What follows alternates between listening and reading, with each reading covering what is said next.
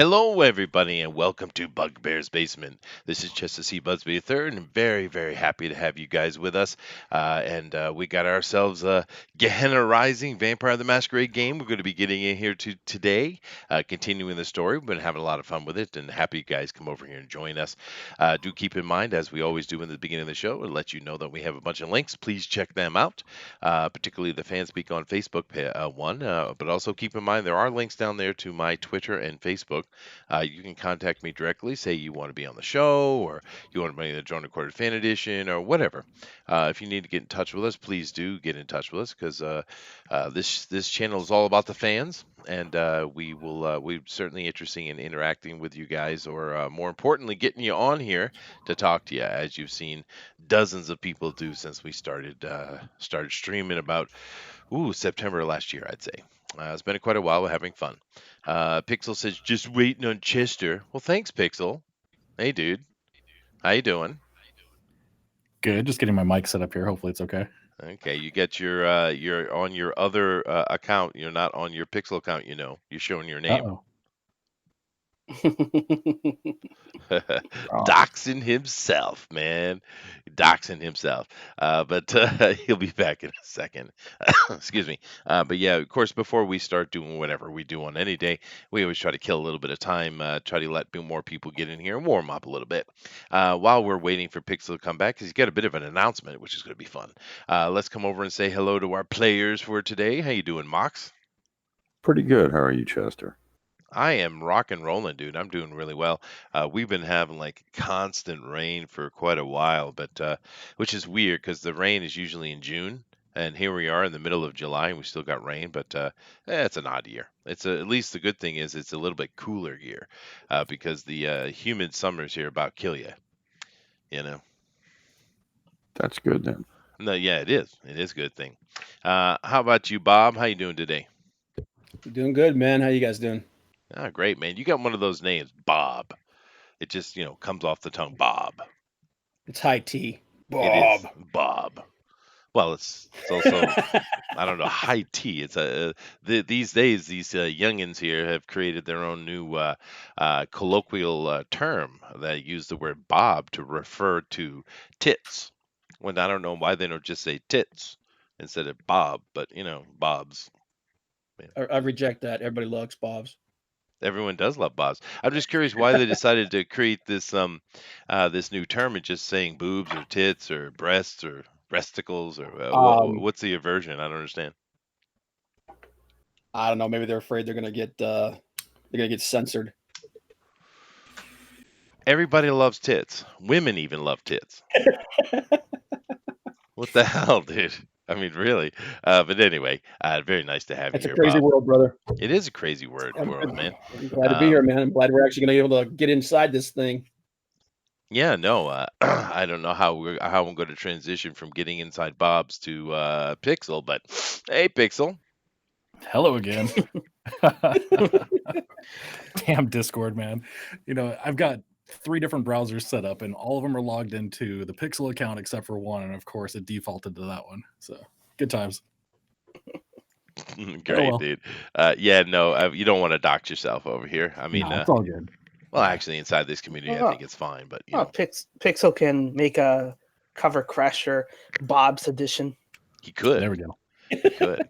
Now I went and speaking of Bob's, I did go over and check out the link that Dinale had given me, but all I'm getting is a coming soon page, and there's nothing to play. So you should stream it, and I'll white box you, dude. Actually, what I'm gonna do is give you access to it right now. I'm gonna take it off the premiere, just because otherwise it's gonna be since I don't have the audio set up. Oh, yeah, that's right. I need the audio. You're right. See, he knows the system better than I do. You know why? Because he built it. So there you go. Now, of course, tell the folks what you're here to talk about, man. Sure. So, Cover Crashers, for those of you that don't know, is a homage / parody project that's a bunch of trading cards that make fun of, or kind of take a jab at a lot of the currently running or previously running indie funded projects. So, I've got a project called a card called Cyberlog, which makes fun of Cyberfrog, Clone Star, which makes fun of some aspects of Lone Star. Mhm. And what I'm trying to do with the project is not only capture the look and feel of the creator's style, but also duplicate the logos as closely as I can. If anybody's familiar with wacky packages from like I think it was the late 70s, early 80s, Yeah. they were kind of a precursor to Garbage Pail Kids. Yeah. And what they yeah. would do is they would recreate the packaging of all these different companies like Ajax and things like that. And they would make jokes out of them. So that's kind of what I'm doing here. And at first, it just started as a single illustration, and I thought it was kind of funny. Showed it to a few people, and they're like, "Oh, you got to do more! You got to do more!" And really quickly, it turned into something that was like, "Okay, I need to go ahead and release this to people and see Yeah, if why it." not? I think picks it's up. fun, dude. Yeah. And but of course, you mentioned a couple, but I have to ask. Do you have the red cockerel? The red cockerel. Yes. No, Well, you are lacking, sir. I do have red rooters. Though, Red which is a clone rooters. company. Okay. Yes. I know, just the red cockerel sounds impressive for some reason. I'll mix that one up with some bobs. There you go. Thank you. Yeah. Goodness gracious. So where did you put that link? I'll go over and play it. Same location. You should just be able to refresh the page, and it should make it public for you. In the Discord, right? Yeah, I see Yeah. it. I see it. No, this is the Hangouts someone gave you. All right, let me come back over here. It's in the moderators, right? Yes. Yeah. So you want me to just click this? Oh, there you go. There you go. It worked, folks. Let me pause it, and I'll drag it over for everyone to see. All right, here we go, guys. Actually, I don't need to do that. I'm not going to bother sharing. I'm just going to show it to the folks, okay? Actually, no, I should share it, shouldn't I? Let's stop being so mean to the panelists there. All right. I'm going to have to share here in a moment anyway, so just if you guys want to see what I'm showing, just white box it, right? All right, here we go. Let me go back over that side. Oh, goodness, that's not it. Here it is. Yes. I'm going to do this. I'm going to do this. How hot is this, I wonder? It'll be hot, but you won't be able to tell until about 8 seconds in. All right. I've turned it down a little bit. All right, guys, ready? Here we go.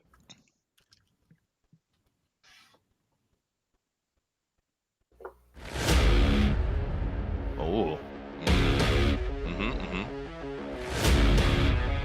Oh my goodness. Nobody is safe.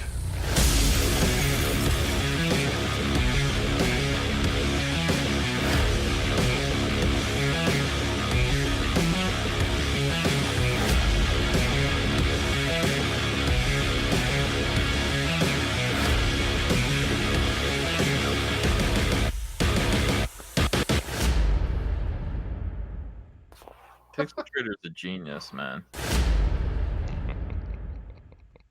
I love that little blip at the end with the Ethan calling you a genius. That's beautiful. Yeah. It was a nice way to wrap it up. Yeah, no, I think that's perfect, actually. Very nice, heavy metal music. Hey, I actually do play guitar, but which I think if I was in like some kind of little garage band, it would be just fine. But luckily, my band guys are way better than I am, so I don't even have to touch it anymore. Yeah, I like the heavy metal stuff. Those guys don't like that.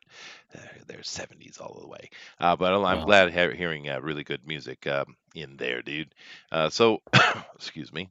Let me get out of that. Come back over here. Yeah, dude. It sounds like fun. You're dropping that on Indiegogo here at the beginning of August, right? Can you hear me? You roboted. No, you roboted. He was asking you, Pixel, that when is this project going to launch? August 2nd. Yeah, August 2nd, yeah. Let me shut down the things I opened up to do that because it takes my bandwidth. But all right, you should be able to hear me just fine now, I'm assuming. Yeah, Yeah, you're fine good, now. okay. It could have been me too, because I'm at the office. I'm not at home at the moment. Oh no, I open to the Discord and stuff. It's probably me. Yeah. But I usually shut all that down to keep it minimal on this side. Unfortunately, I do live in a little freaking village, man, and Right. the bandwidth here is abysmal. But nevertheless, this really looks cool, guys. Definitely check it out and support Pixel on that. I think it's gonna be fun. Having a good joke and laugh is a fun thing to do. This is one of the things we've noticed that. In our what created the indie revival was the fact that we were like, screw it, we do it ourselves, we do it live, right? And that's where all Mm-hmm. this has come from, because the big companies weren't listening and they're not going to listen, so fine, here we go. But the one thing that we can do is have a laugh at ourselves, and they certainly can't do that. They seem to have no sense of humor whatsoever. And I think it's funny to have a good laugh. But what are some of the other? You don't have to you don't have to give away spoilers, but what are some of the other projects that you have memed? Because that's what this is. It's a meme. Yeah. It's basically a meme. So there are a few that I'm not revealing yet, but so like I've got Red Rooster that I've done Red Rooters with Yeah. Brutus the half-ass instead of Brutus the badass. That one was kind of timely too because of the situation that occurred there. Let's see, Cyberlog, Clone Star. I have a whole list here. Big Mouth Bill. There's a total of 9 cards in the initial set Mhm. that that I think I've released pretty much all of them. Graveyard shit. That one is kind of funny, but for the most part, the guys have been pretty receptive of it. A few of them have kind of given me a hard time, like, "Oh man, that's garbage, it's trash," but they're kind of playing with me about it. So it seems like they're actually taking it pretty well. I have some stretch goals planned, and so the initial goal for the project is going to be about $2,000. I think that's where I'm going to go in. I'm still debating between 1,500 and $2,000. And the main reason is I know I can print the cards and get everything out to people with 1,500. That includes all the shipping fees and everything. But if there's any type of incidental stuff and additional things that could happen, I want to have that padding. So I'm saying $2,000. Anything above that, every $500 that I make up to, I think it's going to be maybe 5 or 6 steps after that, I'm going to add a card to the set. Oh, So there's sweet. potential to go up to 18 plus cards. And I've already got those planned out. Like Matt Weldon, his project Punchline. I've got Lunchline in the loop for that. Oh, nice. I've got a Jawbreakers card I'm currently working on, which is going to be part of the core set, which is called Lawbreakers. And I've got 2 different ideas for that one, so I haven't quite decided on it, which is why I haven't done it yet. But Lawbreakers was going to have Mark Waid on it, Yeah. There you go. so I'm still kind of playing with that one. There's Billy Tucci, his book She, Sure. which is about to start crowdfunding. And so I'm nice. trying to decide if I'm going to wait for series 2 on that one, but I've got one called We for that, which is a mime, basically, because she wears the white makeup and everything. So I'm replacing that with a mime outfit and having a baguette instead of a sword, that kind of thing. I'm surprised you didn't go with he. I could have gone with he, and I mean, there's still plenty of time. I haven't drawn it yet. That'd been But funny. we'll see what happens. And part of the fun, I mean, actually, a lot of the fun for me, being a graphic designer by, when I first started my career, is going back and trying to recreate these logos. Mhm. And so I recreate the logo, and during that process, I wind up kind of coming up with the idea for the book and what I want to do with it. Yeah, that's cool, dude. Yeah. Yeah, it's fun. And I think a lot of people need to keep in mind.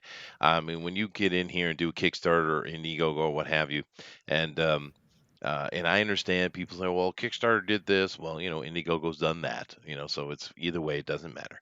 But when you come in, if you come in, you hit a project and it actually makes some money in your pocket, rock and roll.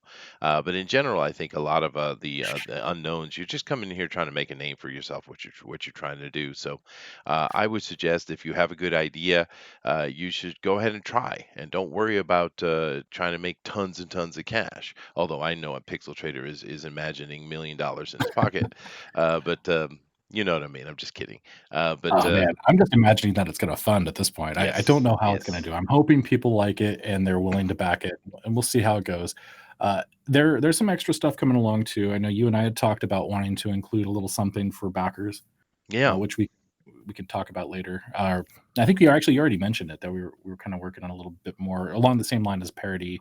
Oh The yeah, Mad no, Magazine. no. We can mention that for sure. I've been keeping very close contact with Turtle Rabbit Fox, or Turtle Fox Rabbit, I think it's called, which we love his art over here. Very whimsical, and he's got a bunch of people. I'm trying to get more people involved.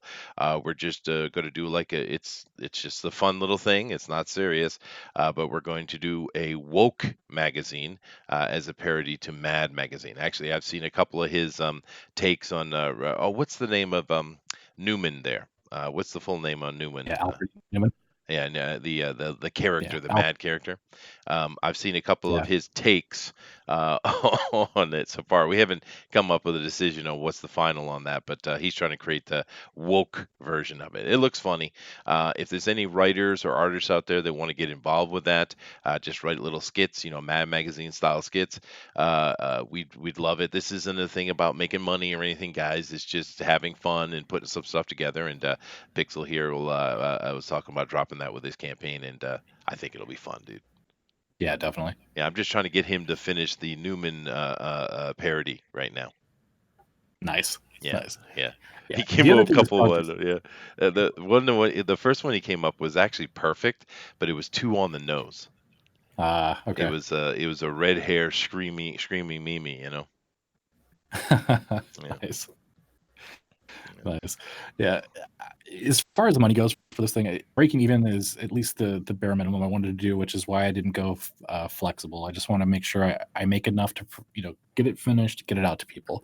But if I do happen to make more and it goes really well, a lot of the funds are actually going to be diverted after I've done all of the fulfillment and stuff. It's going to be put straight into Critical Snail, because that's Oh my yeah, real goal after this. I sure. really want to do Critical Snail and then maybe move on to Series 2 if this goes well. But I'm probably not going to wind up coloring the Critical Snail book, and so I'm going to need some extra funds to at least get those pages colored. Yeah. We'll see. It looks over here. The bullet has a suggestion for you. He says, "Jaw jackers." I was actually thinking more like jaybirds, but And oh, by the way, John, I intentionally made sure I didn't mention Japan, so you're absolutely off base, sir. What? Chester lives in Japan? Mind blown. I didn't say Japan at all. I said little village. Ha! Ha ha! John. Does he come over there and troll you when you do stuff? No, I don't really do too much though. That's true. Well, actually, I take that back. The last time I streamed, I think he was in there giving me a hard time about about the whole issue with Mr. Cross Comics. But yeah, Oh, well, I see. Yeah, no, that's what that was. That was their running troll for a couple of days. They certainly had fun with it. But he does think it's a great idea. You need some writer. You do need some writers actually. But for this August 2nd release, there's not really a lot of writing going on in that. It's mainly just the meme itself, right? yeah, So yeah. I think it's fine. The writing comes in the back of the cards, and in fact, I'm changing the back of the Cyberlog one, mostly because originally it was just kind of making fun of Cyberfrog directly, and it was a log that was going to protect us from termites. But the more I started thinking about it, I wanted it to be a little more relevant to the creator. And so you've seen that Ethan has saved a bunch of frogs from his pool. He And has, so I was thinking yeah. Cyberlog could be a flotation device, which is like a product basically for saving frogs and I things see. inside your pool. So I'm going to switch it up and go that route with it. I also think you need to in there somehow mention fatness and butterness. Fatness and butterness. Yes, those need to be applied for sure, because he is the butter prince, and of course he's Ethan. You're putting on weight, brother.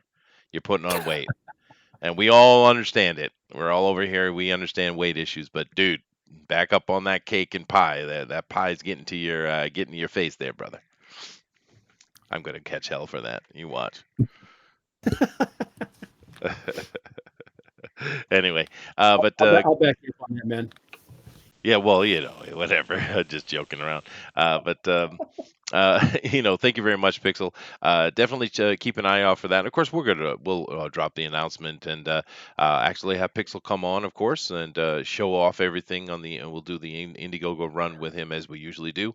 But it sounds like a fun project, so I think everyone should just go and throw a couple bucks at it and help out. I think it's going to be fun, and it is a inside the community thing as well. Yeah, But it's anyway, definitely inside baseball. yeah. But thank you very much, Pixel. But we're Yep. going Thank you to guys. carry on with some role playing, sir. Have fun. All right, later, man. Take care. All right, guys. Well, Mhm. that's quite the warm up, and it's cool to see that project coming to fruition, actually. And like I said, we're not joking. We are doing the woke parody of Mad Magazine, kind of in honor of the death of Mad Magazine, but also having a little fun at the same time. And we need, like I said, it's complete fun, just a happy project. It's not about trying to create some new market idea. It's just for fun. But if you want to be involved in writing a skit with that or doing some art for a skit for that, just let me know. My link's down below. We'd love to have you guys get involved with it. We're calling it Woke Magazine. Like I said, Turtle Rabbit Fox right now is working on the Alfred E. Newman parody. I don't think it's quite there yet, but he's getting close. And this guy is a killer artist. If you've ever seen his stuff, it's very stylistic. It's very whimsical. It's really perfect for doing a Mad Magazine parody. But if you guys want to get involved with that, please do come and get in contact with me. It's gonna be fun. All right, let's move along here. So make sure I get everybody here. I got Mox, yes, Yes. Denali, and I have the Bob. Yo yo. Yo. All right, guys. Let me bring up. I'm going to switch over here. So let me go ahead and share screen with you. All righty, there you go. And then I'm going to go ahead and bring this up. All right. Now, as you guys know, just a quick little catch up because we've had some technical difficulties with weather and stuff, and we kind of missed a week or two here, unfortunately. But nevertheless, Mhm. we are in the Boston by Night world, which is, I know it's very generic, but it's intentionally done so. This is a standard trope within Vampire the Masquerade, something by night. Well, we're doing Boston by night. Now, Boston's a little bit different than most of the vampire cities because vampire cities tend to be run by vampire princes. Boston is a little different because it's controlled by the Magi. And Mage the Ascension in the World of Darkness is a lot of fun. And we have this set here. So vampires are almost kind of like second class citizens here, really. But that's kind of beside the point. The current campaign that we're running, though, is Gehenna Rising, and basically Gehenna in the World of Darkness, or it's also called the Apocalypse, or what have you. It's talking about the rise of the antediluvian vampires, or the third generation. And what they do is, or we have learned here inside our homebrew game, is every constellation-based cycle every 2,200 years, they cull every vampire on the planet. Plus, they kill a lot of the humans. They do this to collect blood because they live in the deep Umbra, and the Umbra is like a dimensional limbo or heaven or hell or whatever. In this world, it's the Umbra is the place that is a side of our world. But they do this all the time, and it's an apocalypse. And of course, it's going on, and our group is Plan B, trying to solve the situation. Now, I'm not going to go over everything that happened, but basically, it started in Boston. They went out to the Midwest of America and they went to the Temple of Earth, and they actually found the first key. Which is this Neanderthal lady here, and she's been very helpful so far. And now that they're in the Congo in Africa, they are looking for the Temple of Water. It's the second one they decided to go to, and she, of course, speaks the ancient language because she was kind of frozen in time, suspended in time. So she was able to help them translate a little bit. They are sitting at. They dug out the side of pyramid, an ancient pyramid, and they were able to get to a door. After reading it, they were able to open it, and they're standing in front of an open door going into the Temple of Water. Of course, we have our party here, and let me see. I kind of got you guys. I should have adjusted this a little bit, but that's all right. Of course, we have Zero Plague, who is Bob, and we have Sienna Barato, who is Mox, and we have Al Morgan, who is Dinale. Now, last we left you guys, 7 silent striders who were very tall, dark-furred werewolves. They had showed up to assist them because the end of the world affects everybody, not just vampires.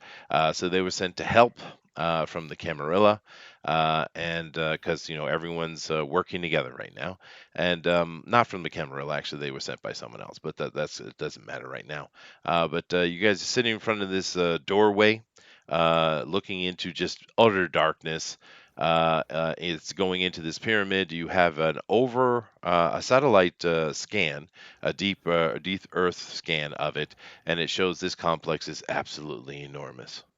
So, what are you guys going to do? I'm gonna look down this thing and go, I'm not first. Okay. Well, I thought we were gonna send the werewolves with the drone attached with light camera and lights out first. NPCs. The life that is being the NPC. So you guys tell me what you're going to do. You guys, no one's gone in yet. The door is open, and like I said, it's just a pool of deep darkness. You have no clue what's in there. The silent striders are sitting there. They're here to assist you, so they're taking your lead. So you guys make a decision. Not my wheelhouse. It's on you guys. Well, you are the one who has drones. Can Right. we Yeah, see the we, map before we go in? yeah, I gave a copy to everybody, didn't I? You did. Now, understand this is a deep ground penetrating type of radar. And these things do exist, actually. They're very helpful to oil companies and archaeologists alike. It gives you kind of it doesn't go deep enough to give you to know if there's any lower floors or anything, but it does cover a huge area. And basically, what this does is kind of gives you an outline of the walls. It doesn't show you what's in there. This is not some kind of MRI or an X-ray that gives you a detail of everything. It just shows you an outline of the foundation, really. Mhm. But that's still Right. useful, of course. Well, this is what Al would say. He would tell the werewolves, like, check to see if there's any wards or any magical spells, traps in the vicinity before we enter. Very well. While they're doing that, I would tell Plague to use his drone to, after they check and make sure everything's clear, to move in. And after that's clear, then we'll start moving in. 2 werewolves in the front, 2 werewolves in the back, and we're in the middle. Well, there are Okay. 7, not 5. Well, I would put 4 in the front and 3 in the back. right. Then that's what we would do. Okay. All right. I will send this thing in and about try to keep it about 5-10 yards ahead of them. Okay. Well, no, that's not what was said. He asked the Striders to check if there's any magical warding around the place, not in the place. And they are they are doing that. And they say that there's nothing that they can sense outside as they're doing their various chants, and little magical energies are coming off their hands and such. But they do the magic coming out of the door is way beyond them. Then, of course, werewolves aren't necessarily they're not magi, right? But the Silent Striders are certainly the more magical type of them, and mainly the main reason that they were sent to you, which of course I think any of you guys would know, but particularly Dinale's character would know, because the Silent Striders are they understand the Umbra better than anybody. Mhm. right? And the last time Okay. you went, you guys ended up in the Umbra, right? Yeah. The deep Umbra, actually. Okay. So then, I misunderstood that. So I'll just go ahead and send it in and see how far I can go until we hit the first turn or whatnot. Okay. Now, as you send this drone forward, it enters in through the doorway, and as soon as it crosses the barrier of the doorway, you see these lights pop up, and there's a hallway running in front of you. It seems to run. You can't really see the end of it so clearly, but it's at least 100 yards long. This hallway. It's going at a slight decline down slightly, and as the drone goes in, there's just lights just pop on, tut, tut, tut, tut, tut, tut, tut, type of thing. You guys notice that these lights seem to be coming out of some kind of some kind of pods on the wall, and they light it up brilliantly, actually. And you also notice that there's these walls are some kind of very smooth gray, slightly purple stone, and inlaid in the stone there seems to be a lot of metal inlaid, and it almost looks circuit like in a way, especially to you, Zero. Okay, then. So we're walking into the middle of an ancient computer. That's awesome. I don't feel so out of place now. So you said that the drone has a range of about 10 miles, so it should be okay. Sure. Nothing Um, happens to the drone. You're continually moving around, looking. Do you travel to the end of the hallway? yeah, I want to take it down to the far end, like to at least the first turn that we come to, Well, or first tee or whatever we come to first. it travels. It travels exactly 103 yards, actually, which I'm assuming you have some kind of readout for that. I know I'm being pedantic. I put that in there for a reason, and no one's going to know it, but that's all right. It goes 103 yards exactly, and you see no twists, no turns, no doors, no nothing. It ends in a wall. All you have is a straight as an arrow hallway that's going slightly down.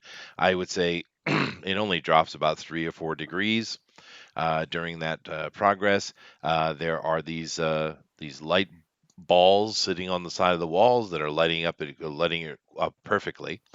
Even like the lighting is almost like a modern lighting, really, as far as how illuminate it is.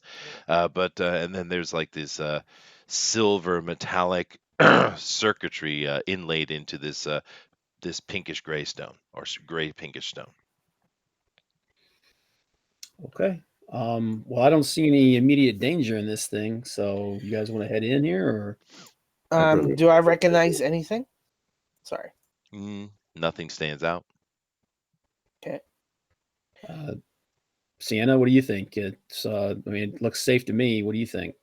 I think send in a werewolf first. Oh, well, they're definitely going ahead of us. Okay. The werewolves walk in. Whenever you guys choose to join them or not, they go along. They're looking at the walls. They're casting little spells. Even when you get into this hallway, it doesn't. There doesn't seem to be any kind of interference with the outside. You do have a hookup with Delilah back at the plane, of course, and communications are fine. The drone is working fine. Everything's fine. There's no danger. There's no traps pop up. It's just this. And if you look at your foundation maps, the strange thing about it is the tunnel that you're in is not on the map.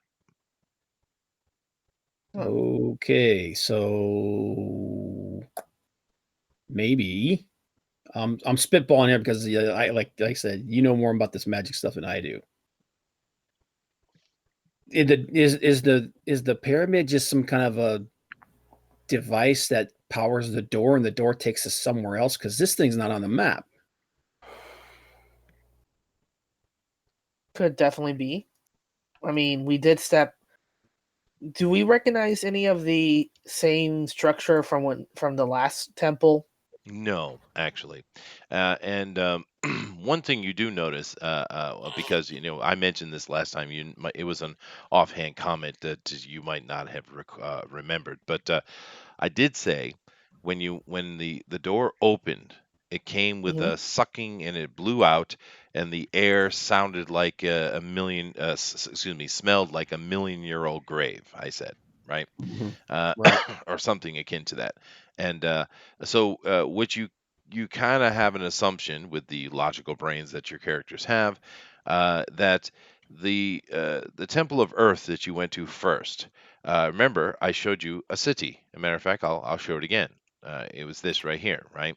But it was in complete ruin, and it was hidden by a very powerful spell, where people thought that it would look like a modern day town. But this ancient city is, of course, above ground. But if it had been in its original state, who knows what kind of trials and tribulations it would have brought to you. But it was completely shut down. So, in a way, you guys kind of got to the end of the maze, as it were, immediately. And just went into the last Umbral fight. So that temple had been somehow destroyed. The werewolves who were inhabiting that area, of course, with that weird old vampire, old Joseph, and Lady Crane that are sitting over there, which you still don't know exactly what their deal is. They didn't really seem to care much about it. This situation, you're sitting on a temple that seems to. This is probably the first time it's been breached in 30, 40,000 years. Oh, boy. Okay. Um. Mm, Okay. looks like we're maze hunting. So I actually I wanted to ask one of the werewolves. Are we in the Umbra right now? They don't know. Well, that's terrifying.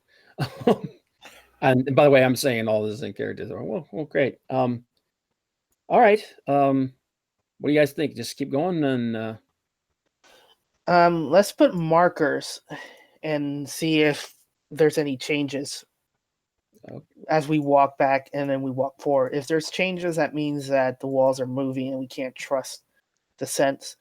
Do I Okay. see while somebody does that, whether the werewolves or one of the other characters, I will look around the surrounding, see is there any wind and is there anything that could tell which direction to go, or is everything's like dead still inside the tunnel? You do see if you get close to the entrance course, you can see the Mm. truck sitting outside. The vehicle you drove down here, your special vehicle. You see your agents, people that have been assigned to you, sitting there, no problem. So you can see the outside. But as whoever does what you say in marks, as you move back and forth and look, the mark does move. Yeah. It actually okay. more than moves. It seems to go up, down to the right, down to your feet, up to the side, and again. Almost as if this entire tunnel is twisting and turning. Although, if you keep your eye on the outside, nothing changes. All right. Okay. So, Well, I guess our own this. I mean, I don't know, man. I guess we just keep going. There's nowhere to go. There's a 103-yard hallway that Oh, that's right. ends at a wall. And I've explained what the walls look like. They're gray, pinkish, gray, purplish, speckled purple color. There are these silver inlaid, circuitry. It looks like circuitry anyway, all over the walls. And now that Al has mentioned about the things moving, you're starting to notice that the patterns are changing, but it's so ultra subtle. But if you pay attention, they are shifting. Okay. right. Thoughts. This is obviously weird magic stuff. Yes. So I'll ask one of the werewolf if they know a magic spell that they can keep like a homing device so we can kind of keep track of where we're going, kind of like a breadcrumb kind of deal. He says he does have an umbral beacon. So what I would ask is like every 70 or every 36 feet to maybe put a beacon in so we can keep track of where we're going, and if we get lost we can follow those beacons back to it. Okay, well, once again, this is a straight hallway with a 3-degree decline. It's as straight as an arrow Right. hallway. There's no off turns. Right. There's no offshoots. Right. No, I understand that, but that's what I'm saying, planning to the guy. Okay. Well, As he we're has walking 3 down of them. and we're changing. Okay. Chester, as we're walking down, I want to put my hand against the wall and just run it along it as we're walking down. Okay. The stone feels like stone. The silver feels liquid, but yet it doesn't have any residue on your fingers when you take it away.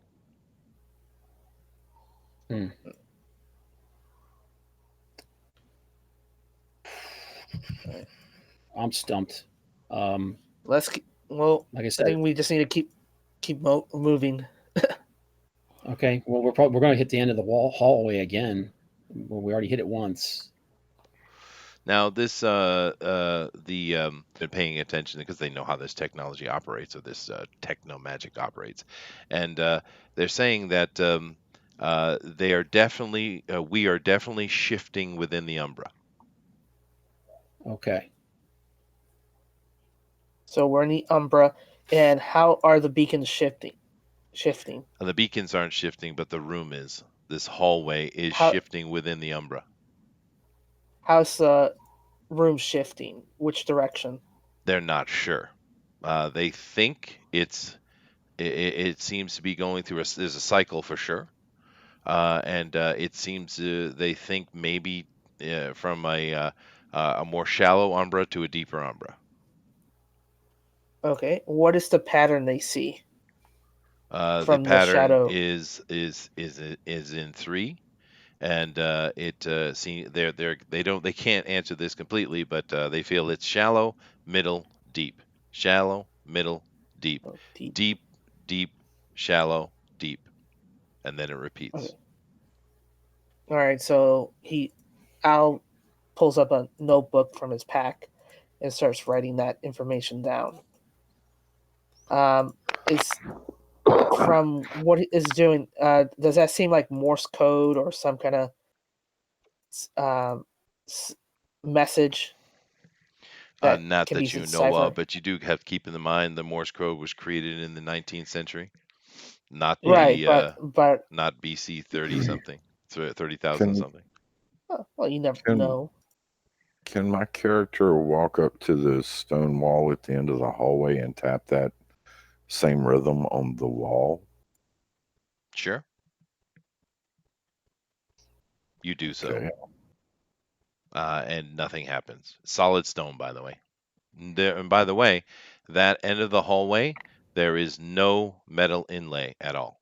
It's just stone. The inlay is on the floors, the walls, and the ceilings. Boy. I'm trying to think here.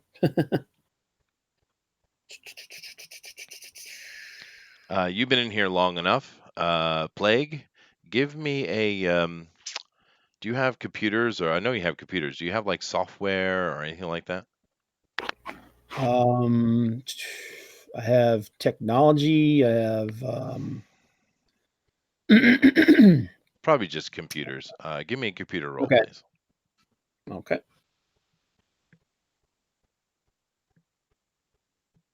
Let's see. Forgot to have my dice roller up. There we go. Okay.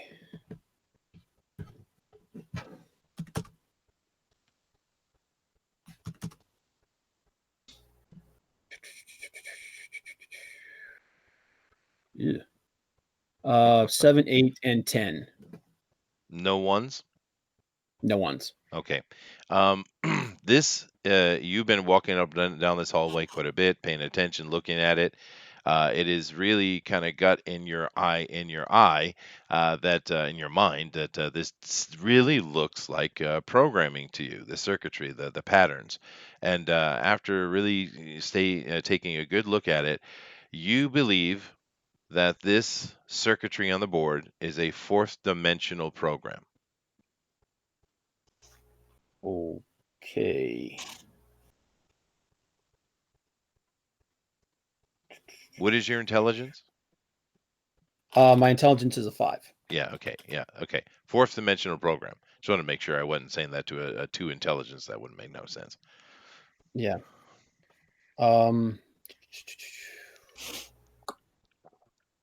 As a fourth dimensional program, let me think here for a second. Mhm. Yeah, Rob is not as smart as Plague. I understand that. Okay.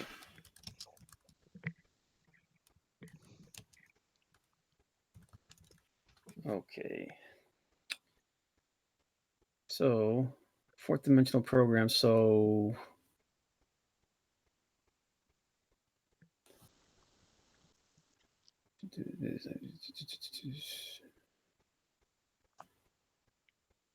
I'll tell them what I think as well.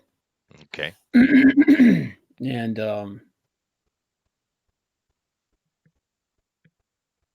fourth dimensional work. Kind of. Come on, guys, help them So- out. Does the DM So do I we- have to give a hint? Really, really? Come on. So we So- need to figure a way to finish the program to unlock whatever it is that's here. The soldier has an idea. It's How do you program in fourth dimension? do we see fourth dimensional, see 3 dimensions is derived, let's see, 3 dimensions is derived by a cube. Fourth dimension is Time. Yeah, it's something to do with time. I was just gonna say. So Do the werewolves know a time spell? Hmm. They might know something that is somewhere within some manner of chronology, but that not particularly. These guys aren't the ultra wizards, you know. They do have magic, but not. It's not a mage. You don't have a mage with you. okay. Well, you do have one, but he's back on the plane. And Yeah, and he's not. I don't think he'd be very good at this. no, probably not. Okay, so let's do it time. It's got to do something with the integral. Okay.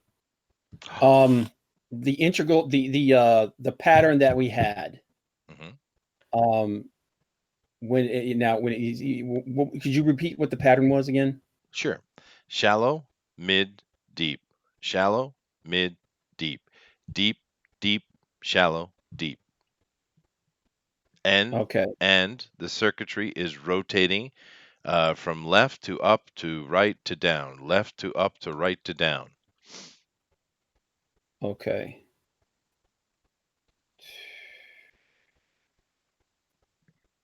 So Is there a way to interface with the circuitry?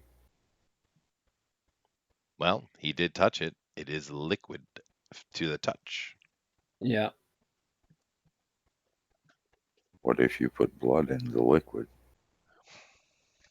I don't think so.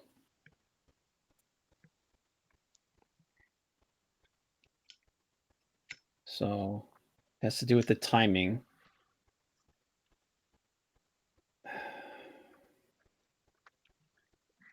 Okay, I'm gonna have to ask for the assistance of the DM on this because I can't quite figure this out. All right. I'm sorry. I threw a puzzle at you guys first. I just thought it would be fun.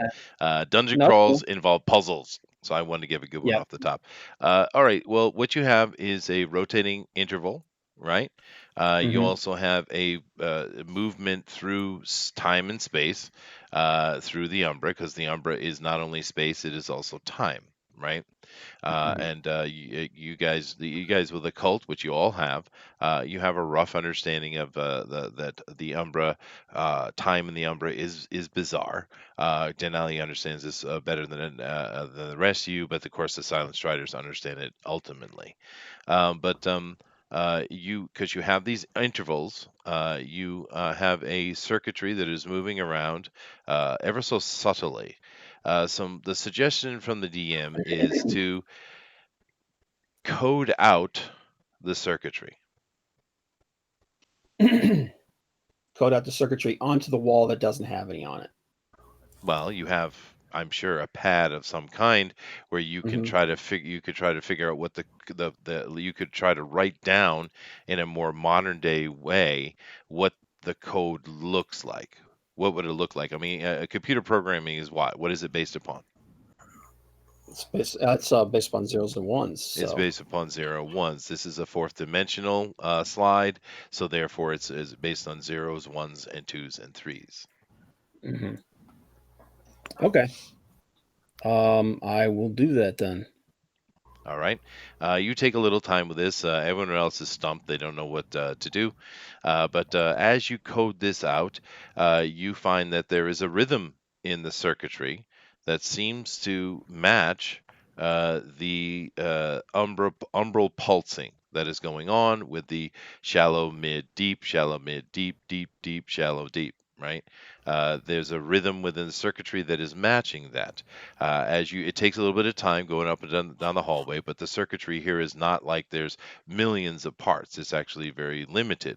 It seems to be that let me see, a qubit. So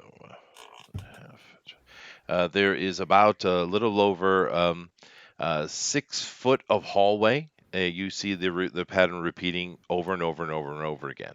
So there's only a 6 foot piece of hallway, and the four faces of that hall that are actually part of the circuitry.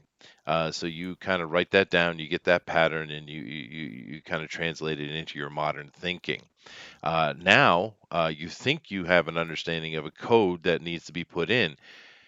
The only question is now, where do you put the code in Yeah.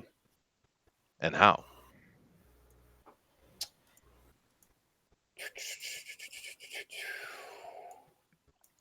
And my other suggestion is listen to the soldier. Yeah. Which was it tapping it into the what was it you were saying, Sienna? I was talking about tapping it into the one rock face that didn't have anything. Yeah. Yeah, that's what I was thinking. I didn't know if we should draw it on there or just we could just go over there and actually literally just tap it in. We Did could, you tried that correct. already, didn't you? I did, but my other idea would be that since it's fourth dimensional, you would it need a visual representation. Maybe we need to draw it on there like a symbol or a Mhm. glyph. Okay, we can do that. Okay, tell me what you're doing. Yeah, I'm gonna pull out a marker and start drawing it on there, I guess.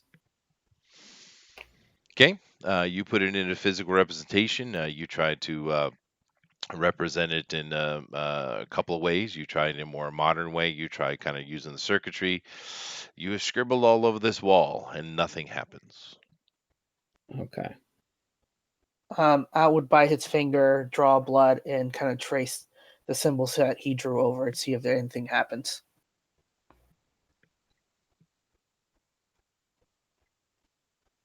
Okay, do you do that? Yeah. All right. As you finish this pattern, the circuitry one, not the modern one, and you finish that, all of a sudden the wall seems to just jump out at you, and you guys think you're about to get slammed by a moving wall, but actually it seems to be out of phase with time. And sitting a little over 6 feet away from the wall now is a translucent version of the wall. What do you want to do? So you got the solid wall at the end of the hallway, and you have now a translucent, phased out version of it, at literally the exact distance of the recurring circuitry sitting uh, uh, before it.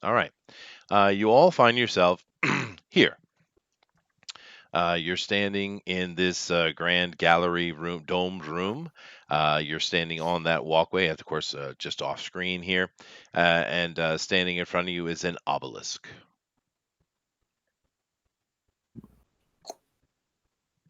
Oh. Does this thing have any of those same kind of markings that were on the door, or? There are actually there's language written all over it, but well, no, you guys had the girl translating. Did we figure out a way to translate without the girl yet? I thought we used a spell on her to make her able Yeah, to be understood. but I thought you Yeah. guys, we did that, but I also thought there was some kind of program that had been put together.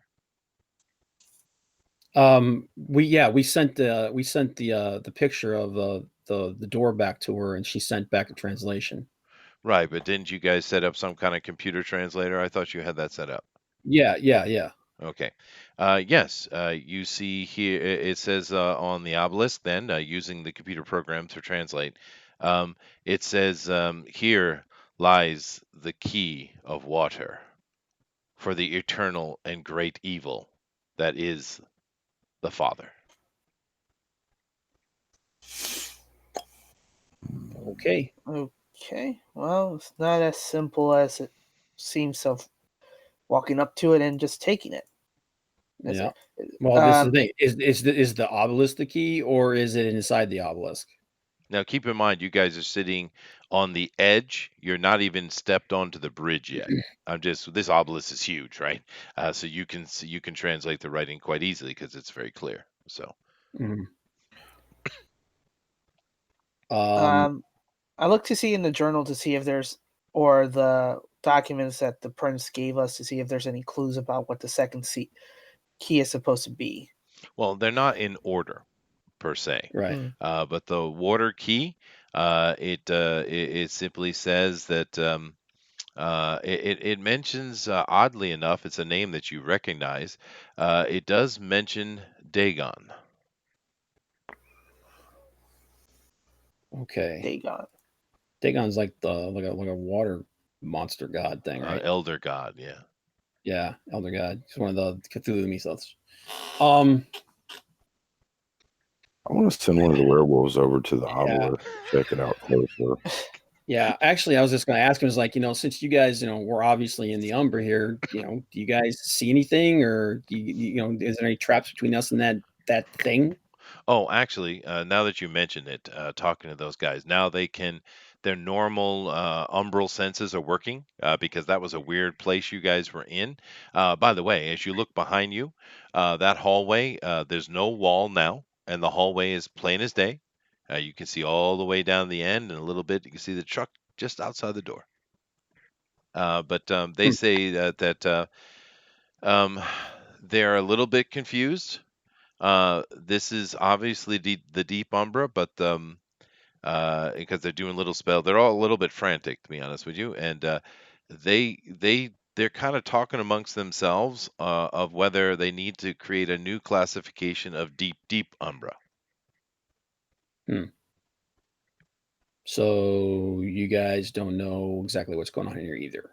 No, they said they did not know that the magical energies in the Umbra were this intense because they're feeling it. You guys wouldn't feel it because you're not magically natured creatures, but they're someplace they didn't even know exists. What do you think? Should we have one of them run over there and check it? No, I send them to check it. All right. They walk across the bridge and they get over and they're looking. They haven't touched the monolith yet. They're kind of walking around and looking at it. Eventually, one of them does touch it. And as they touch it, a incredibly horrific and deep roar is heard well below you. You guys can look over the edge and you can see that this pit you see around this pillar, it goes beyond your ability to see. You have no clue how deep it is, but there is a roar coming out of there that would turn your hair white. I think we found Dagon. Yep. Okay. Well, The room Yeah. begins to vibrate, especially the pillar. You see it slightly moving, almost as if something was climbing it. Yeah. Oh, Well, that's not good.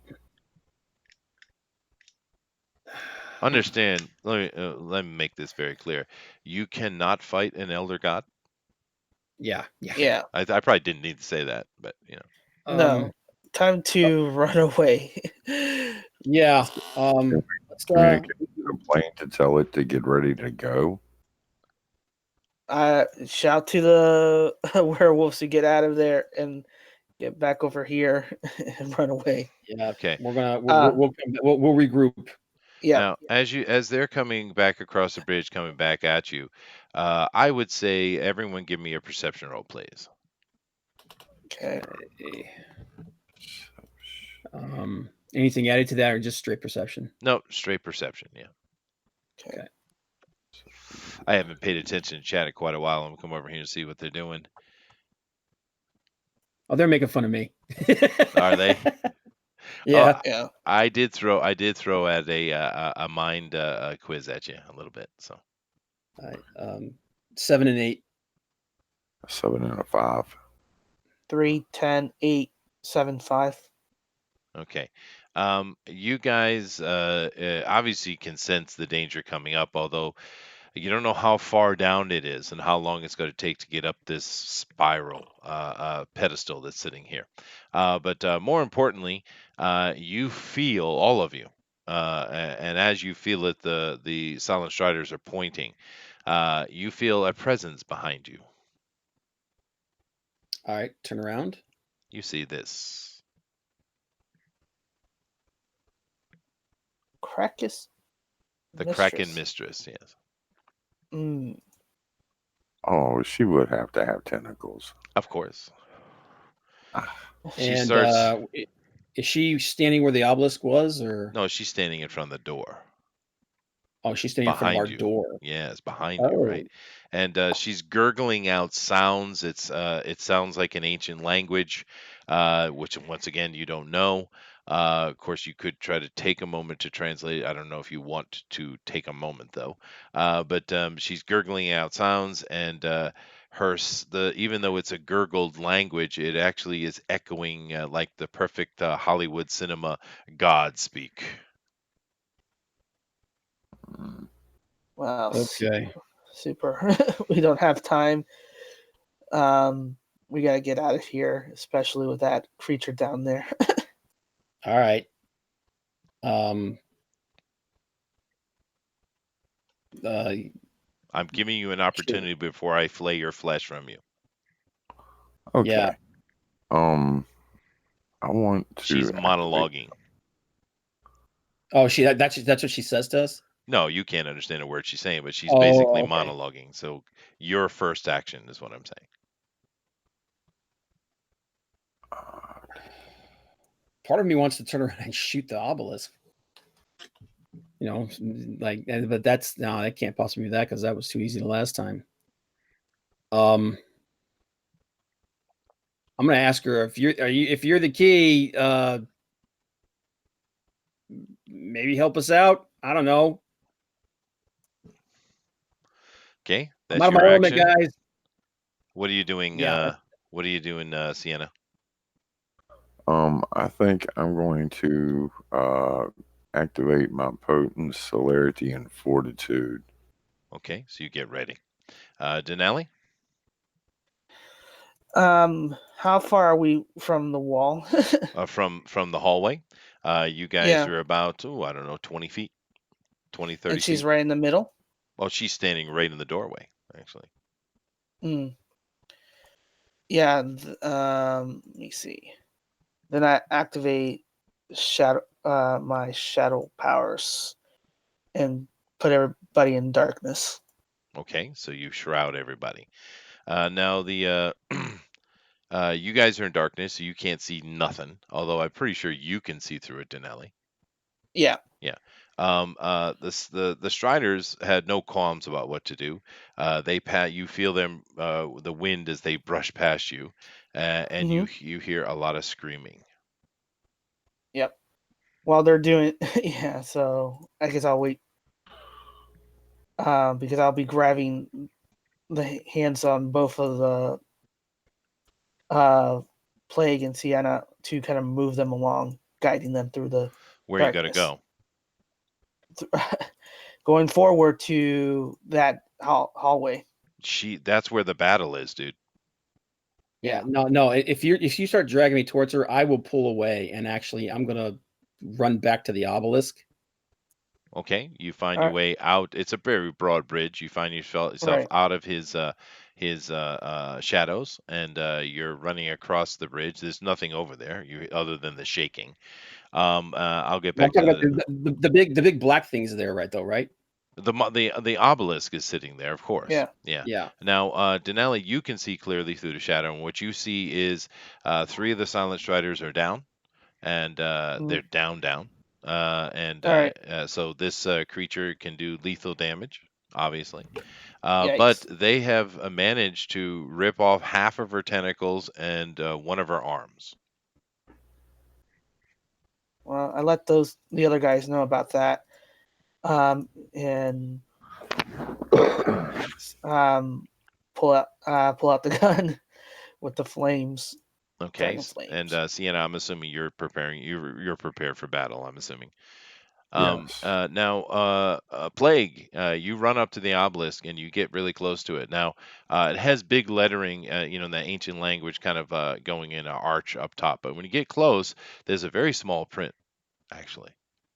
All right, I'm gonna read it and try to run the translation on it. Okay, it says, "The blood of the believer shall unlock the key." Kill that bitch! I turn around and just kill her. Kill her now. Is that the blood of the chick we brought that was the key, or this tentacle thing? Well, the key is not a believer. The key is a pawn. Okay. He Yeah. said he screams across this chasm to you, "Kill it!" Okay. We need her blood. Kill it. Okay. Do I see the tentacle flopping there? Oh yeah, there's blood all over the place. Of course, it's a bit mixed in, but a tentacle might do. Yeah. Yep. That's what Al's going to be doing, grabbing that tentacle. So you're running into the combat. What about you, Sienna? You see Al. I'm assuming the shadow moves with you. The shadow is surrounds 70. Let me see. 10 feet in diameter. So it surrounds you, or is it stationary? Let me see. Distance. It surrounds me. Okay. So the shadow moves. You're no longer in shadow. Sienna, what do you want to do? You can't see nothing because the shadow's in the way. But although I do have another option for you. You hear, sorry to ad lib for you, Plague, but Plague starts screaming, "Damn it!" Because Plague sees this. He sees this fellow is climbing that, and ahead of him are these minions, and they're starting to get to the point where they got to get on top of the pedestal where he is, and he's probably saying, "Save my ass." They're climbing around the tower part that he's on. There, if you look here in this room, there's a pedestal. It's quite large, actually. I mean, if you imagine this, if you take like the very, if you look at the steps, you see how big this thing is. But climbing up the sides is the master, or Dagon, and his minions, and the minions are actually almost at the top. And of course, Plague can see this very clearly. Okay, I would like to throw a couple of grenades at the, you said he's on top of that obelisk. Well, Plague is standing in front of the obelisk. Coming up the sides of the obelisk are these minions, and further below them is the master. Yeah, the minions are about to come over the edge, but the master is just below that, so we need to move quick. Yes, I would say the master is 5 rounds out. The minions are next round. Yeah, go ahead and do your action, man. If you want to do Time to burn celerity. Well, I That's know what I was gonna say. Dinale is getting a tentacle. That's what he's doing this Yep. round. Yep. This was a free round for you, Sienna. The werewolves are dealing with the mistress, right? Which is good. That's what they're here for. Or we could use them in different ways, but that was one way. So you have a round, Sienna, where you need to make a decision what you're going to do. Are you going to go at the mistress, or are you going to go help Plague? I'm gonna go help Plague and use my celerity to move over there and try to attack the closest one of the minions. Okay. Well, as you get up there and you look over the edge, they're kind of clawing at the edge of the top of the platform. Like I said, they'll be here next round. So you can definitely take an attack at a couple. Well, I don't know how you want to use your celerity, so you get 2 attack. Well, you moved, but no, that's all right. And you could take an attack at 2 of them. And you Okay. notice they look like humans. They do have that kind of a little bit of a look of Neanderthal to them, like the Key of Earth has. So that has a similar look to them, but of course they have tentacles flailing out of their mouths, Uh, um, and they're naked. that's important. It is, and they're covered in what seems to be sores and cancerous open sores. Okay, that I don't think I want to get touched by these things. So I can use my sword to like slash at their hands and try to get them to fall off of the thing. Sure. Okay, and that's my dexterity, Nope, that's your strength and your melee. strength, and melee. Mhm. Okay, and that is 5, and melee's 3, so that is 8. Plus, I'm using celerity, which adds 1. That's right. No ones. And now, if you burn your blood for celerity, you get an extra action. Extra action. Yes. I did pick up 1, but I have 2 9s, cancels one of them. So a 9, 2 8s, a 7, 2 6s, and a deuce. All right, that is certainly enough.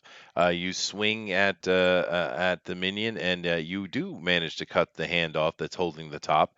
And as it begins to fall, though, its tentacle latches onto the top of the pedestal, and it does not fall. But it looks at you leeringly, and it certainly wants your death, sir. You have a second attack. I want to cut its little Well, tentacle. if you spend a point of blood, you have a second attack.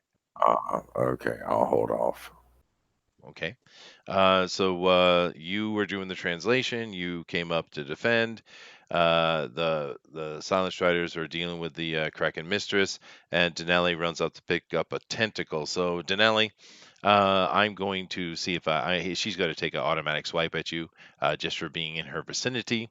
I mean, you're not here to engage with her, I'm assuming. Correct. I'm here to just pick up the tentacle and get the heck out. All right. Back to the Albus. Well, let me take my swipe at you then. Okay.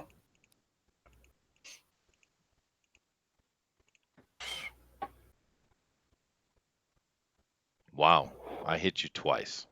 I can't believe that. I Oof. should have hit you 5 or 6 times. But anyway, she hit you twice. It burns seriously, dude. And it lashes at you. This is serious lethal damage. This is aggravated damage. You take 2 points. Oh, no, you have armor on, don't you? Yep. Okay. But that armor has been singed. So what I need you to write down next to your armor, put down 3 of 10. The 3/10. All right. Or what did I say? armor. No, sorry, it was 2. 2/10. 2/10. 2/10. Okay. All right, Circle 3. Your armor is damaged. Okay. Okay. This is the first time this has happened for you guys, but you have a tentacle though. Although it when you pick it up, that burns like hell to touch it. It's not causing you aggravated damage per se because you're not human, but it's not fun. Right. So, my thing is, once I pick it up, running back over to the Obelisk. Okay, so your next round, that's what you're doing. So, Yep. new round. Dinale is moving toward the obelisk. The silent striders are that round. One more silent strider is down. Now there are 4 dead silent strider in the room. There's only 3 left. Although the Kraken Mistress doesn't look good. Doesn't look great. We also have Sienna in position to fight, and we have Plague is just standing in front of the obelisk. So what I need is an order of an initiative order. So everyone, just roll me a 10-sided, please. I have a 7. I have a 5. Okay. I have a 5. Okay. I have a 9. Okay. So the silent stalkers don't matter. That's a separate situation. Mhm. They have her occupied, which is good because she's dangerous. But of course, he's much more dangerous. But nevertheless, so Dinale's got to go first, and you have an entire round to do what you want to do, Dinale. What are you going to do? Basically, I have the technical. I am running to the obelisk to Plague and the others to give them the blood or whatever. Okay. So you take your round running over. You're standing in front of the obelisk next to Plague. What are you going to do? That's Plague, what just do I one need to action. do? That's a move action. You have also every round you have a move and an action, right? So your move is done because it's not that Yeah. far, right? Right. Try putting the blood on the obelisk. And that's what I do. Okay. The obelisk does shake a little, but that's about it. All right, crap, we need all of it. That is a jump of assumption, dude. Yeah, I know. He's panicking a little bit. Okay, well, that's Dinale's round done, though. But it's certainly, you're seeing that the blood has an effect. Then it's my turn. The Kraken Mistress is engaged with the werewolves. And let me give her another roll here. Okay, another werewolf down. There's only 2 werewolves left. Although she's badly damaged, as you guys look back, however, it does seem like her missing appendages are slowly growing back, which is not a good thing. Crap. And the minions just spill over the top of this pedestal. Sienna is going to be able to deal with some of them, but not all of them. So they coming at you guys. Now, let me just do a few attacks here. All right. So, Sienna. Yes. After it's all said and done, you from all my attacks, your armor is protecting you quite well.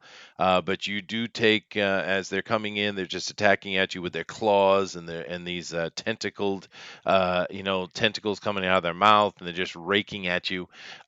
You get hit many times, but in the end, you take 3 damage, actual 3 damage above and beyond your armor. But it's not aggravated. However, it's just normal damage. All right. So that should put you at a -1 activity right now. So everything you do is at -1 from now on. All right. Let me do as they swarm up on Plague and Dinale. A second. All right. You take 5 damage above and beyond your armor, Plague. Oof. Yeah, I think that's put you in a -2, right? Yeah. Yeah. Okay. And Dinale. Mm-hmm.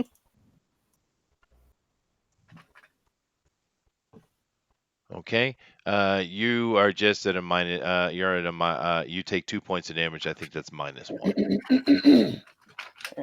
Okay. Excuse me. All right, guys. You are surrounded by these creepy ass minion things. They're clawing at you and hitting at you. Luckily, it's a normal damage. It's not aggravated. So that's a one positive thing. But there's just so many of them. I mean, you guys are surrounded by probably 30 of them, and there's more crawling on top of each other trying to get over the pedestal edge. But that's that attack. The master is now 3 turns away from being on top of this pedestal. Sienna is closest to the edge. You can see down at this thing, and it seems happy. Yeah. It's huge, Yeah. by the way. This thing, you can't. It's hard to judge exactly how big it is, but you'd say it's at least 100 feet long. Yeah, we're not going to be able to fight this thing. Okay, but that's my turn done. All right. The Silent Striders are going at it. They're actually causing more damage to it. So they've lost most of their comrades, but they are keeping her occupied. But that brings right. us down to you guys. So I got Sienna and I got Plague. Let's start with Sienna. What are you going to do?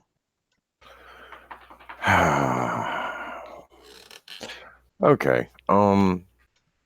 Can I still have my celerity, right? Sure. Okay. Can I throw a grenade in the hallway with the tentacle chick? Well, you would probably kill the werewolves as well. Yeah, in another round or two, they're dead anyway. Maybe. You You said could. she's It's a like long bleeding throw, but you already. do have your potence up. But I'm curious as to why you would do that. Your threat is in front of you. Yeah, Literally, they're literally latched on to you, dude. I planned to blow her to pieces and us haul ass. I'm sorry. I didn't mean to say it that way. Um, okay. Freaking on top of that. There's no way we're going to be able to fight 30 of these things. Oh, it's far more than that, dude. There's hundreds of them. Yeah, we need to go. Yeah, but she's the problem, the tentacle chick. I know. We got to deal with her. Well, how about dealing with the problem right now? How to escape this problem, then jump back and deal with her, and then All right. figure out how to do it. Let me go to Plague So- first, then. I'm going to go to Plague. You Mhm. both have, you're both on 5, so I'm going to go to Plague. Plague, what do you do, Mhm. dude? You are holding a tentacle in your hand. What are you going to do? Mhm. It burns like a son of a bitch, too. Jeez. Okay, I got to write this down. In the future, Get- do not give them puzzles. All right, I'm writing it down. Hold on a second. I'm sorry, man. I'm just trying to. I'm just trying to Chester, parse Chester, puzzles. I get it. Chester, Chester. Yeah. You know, this is where I gave everybody common sense because I knew this was going to happen.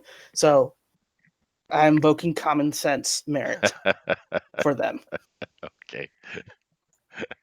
So, Common sense. So How yeah, did you so get here? Chester, What did you do to get in this room? It says it needs the blood of the believer, which you obviously have because he's already touched the monolith, and something happened. But Yeah. what you think? You just simply splattering blood on the monolith's enough? You didn't No, take. no, That's not no. what you had to do to get in here. No, I understand that. I was just thinking about how the situation. If I'm going to be able to do what I want to do here, I start drawing the glyph on the. I start drawing the code onto the monolith. Okay. Now, as you're doing that, of course, these minions are clawing at you, grabbing on you. You're trying to push them away. They're all around you, of course, but it is your action right now. But you are in their grasp, and it's terrifying.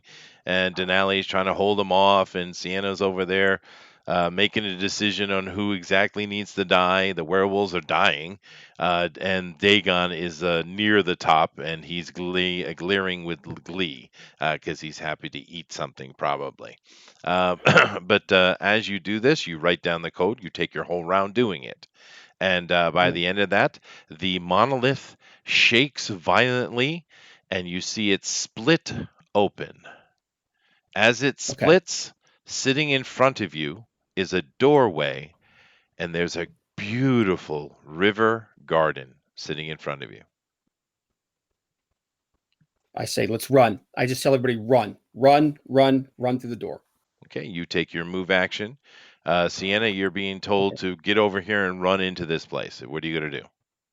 I'm going with them. All right. One of the werewolves, as it's trying to deal with this thing, looks back at you guys. If a werewolf could smile, it did.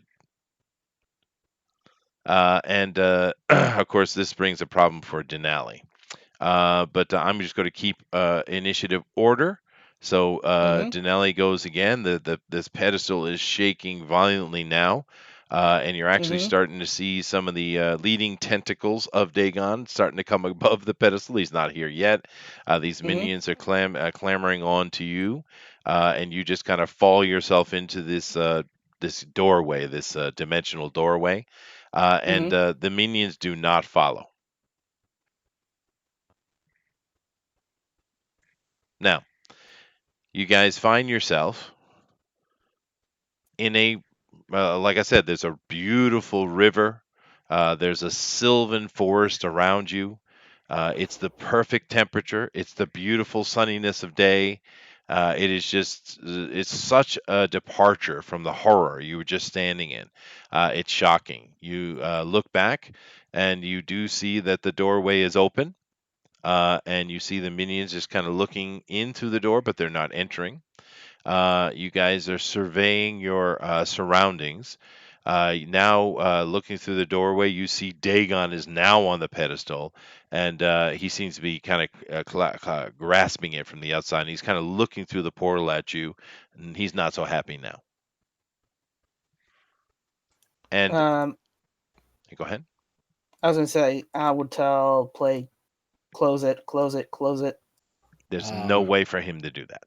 I basically just look back at Dagon. I give him the bird, and we're like, all right, let's find this freaking key. All right. What do you guys want to do? Start looking for the key is what I'm going to do. Do we have the drone? You do have a drone. Yeah. Yeah. Dinale said he grabbed it, I think. Yep. No, actually, Mox did. Mox did. Okay. Yeah. I knew somebody did. Well, let's use that. Yeah, I'm sorry, guys. I was just kind of panicking there a little bit. But I'll use it. I'll take it up high and just kind of get an idea of what's around us. All right. You look around, and as you go up, you notice, because this has good range, you notice that this, wherever you are, is only about a mile or so in diameter. It's circular, and it's a beautiful little forest. There's a river coming from one end from nowhere and going out to nowhere. Literally everything else around is just white. There's a sun above you, seemingly, but once you get the drone to a certain height, it's almost as if the sun was painted in. There's nothing but white here, but there's a 1 kilometer slice of sylvan heaven, both up and seemingly down. Wow. Well, I say we go to the center of this thing. All right. Yep. And be careful not to touch anything. Yeah. Well, you guys are following the river, which runs directly through the center, and you get to where the drone is signifying the center is, and you see this the river's flowing. The water smells good. Everything smells good. It's just beautiful and pristine and gorgeous. And you see sitting in the center of the river, there's a little whirlpool. It's very small. It's only about 3 foot diameter. It's very small, but it's spinning right away, happily, gleefully. Happy little leaves, happy little squirrels. Bob Ross. Happy little trees. Happy little trees. All right, let's see if we can reach into this thing and get the key and get out of here. It's not moving incredibly violently, but as you reach in, Plague, you feel a hand. Okay. Pull back. Look at everybody. Yeah, it's another person. Look at Sienna. You want to get ready in case it gets a little crazy here? Do I still have my celerity and potency and all in place? Yep, we're still in the same scene. Yeah. Okay. And I look at Dinale and I look at Al and say, "Okay, you ready?" All right. I'll reach in and I'll pull this person out. You pull out, and as you come out of the water, because you can't see anything, you're just feeling it. As you pull out of the water, you see what seems to be a watery hand made of water. But as it touches the air more and more, it becomes solid, and you're kind of pulling her out. Now you're a vampire, so you're a little stronger, so it's not that much of a struggle for you. But you are literally lifting a human out of a hole, is what it seems. And you pull her out, and by the time she's up and completely solidified, because every inch of her is water until she touches the air, and when she comes out, once again, it's another female, and she's a little bit different. She doesn't look Neanderthal at all, and she's quite tall, actually. She's, matter of fact, probably taller than everybody here. I don't know, how tall are you, Dinale? 6 even. Okay, she's just a slight above you. She's probably about 6'2", 6'3". She's quite tall, quite beautiful, clad in this here. I couldn't resist it, bobs and all. It's a very nice picture. Cool. But you pulled her out. You kind of backed up. She's very beautiful. She looks very human, whereas the key of Earth is a Neanderthal for sure. And the minions you just were fighting had those kind of Neanderthal features as well. Of course, they're all busted up and plagued up, but they seem to be the same root genetics, right? This is a human, which for some reason seems odd. She is, you see her in the picture, she's showing no emotion. She's not angry. She's not panicked. She's not upset. She's kind of dazed, really. She doesn't seem to know where she is or what's going on. Okay. Well, let's go. How? guess. Where? Take her by and try to get her attention. Like, hey. She looks at you for a moment. You seem there's a sense of clarity for a moment, but not much. Although if you do grab her hand as you did before, she just follows. A little bit different than the situation with the Key of Earth. This is a different situation, it's seemingly.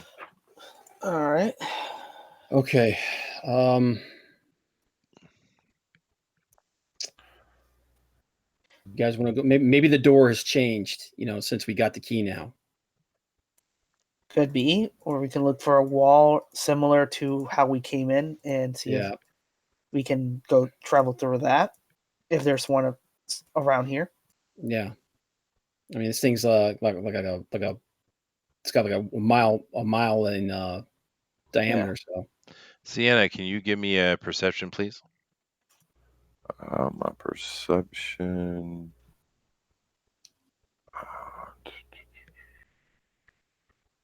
is 2. So roll 2 dice. You sure it's only 2? You got to add in your other stat,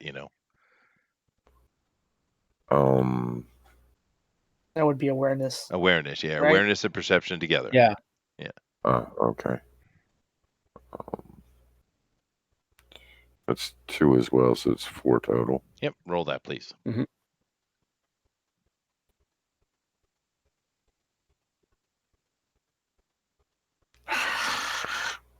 I got 2 1s and 2 7s, so fail. There's something odd about her. Something is, and it's weird because you know that you became a vampire in a very strange way. You know this. You were created from the blood of an actual antediluvian, although you're not 4th generation. There's a potion that created you, but you are very unique. You can see what is true. These guys have pendants on, and they can as well, right? But yours is different. It's ingrained. It's part of you. There's something going on.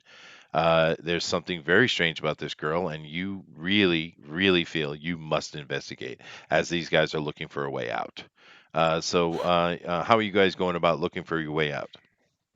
There is a door standing where you were, with Dagon standing in front of it. Okay, so that they're still there. All right, so that's not that didn't change when we grabbed it. He's seemingly trying to enter the door, but he's failing miserably. Yeah. What happens if we toss a grenade through the door at him? I love your single-mindedness. It is wonderful. I'm going to throw a grenade at it. Try I'm throwing out a of stone. werewolves. You're Try not throwing a near it. stone He's through using the foes. drone to see these things. Just keep in mind, Oh. you're in the center, so you're about you're Yeah. nearly a half a mile away from that door. And then what was it, Dinale? You were talking about like trying to like walk the perimeter of this thing.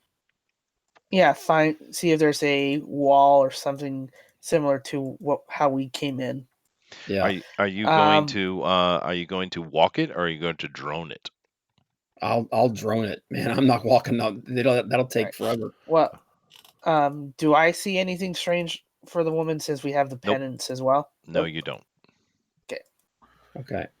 So that's basically what I'm doing is I'm flying looking for a similar wall to the one we came in with. Okay, so you're doing that. Dinale, what are you doing? I'm just writing down notes since there's nothing really much else I can do at the present moment.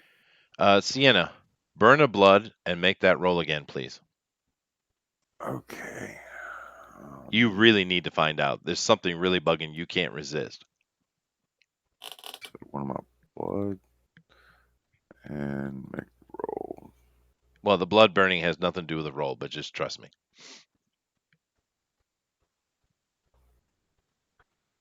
I haven't met a one I didn't like. I hit a 10 and a 1 and 2 7s.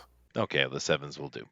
Now, you're looking at her and you get a flash. The flash, it's overwhelming to the point that you actually drop to a knee. And this is where the blood is being spent, actually. You are all of a sudden looking into a void, but the void is full of all the knowledge of the universe. You are overwhelmed by it. You don't understand what's going on. For somehow you have gained access to the Akashic record. Not that your character would know that, just for the people listening. But when you come in Dinale, you see Sienna fall to a knee and is literally shaking violently. What do you want to do, Dinale? I go next to her to see what's going on. The shaking stops. You see, she looks straight at the key of water, and her eyes are solid black. Huh. Give me a Constitution roll, please. A stamina, I think it's called. And if you have fitness or athletics or anything like that, add it to it. Okay, let me see. 3. Not you, Weird now. Dinale. Sienna. Oh, Sienna. Okay. Okay, my athletics is 4 and so is my stamina.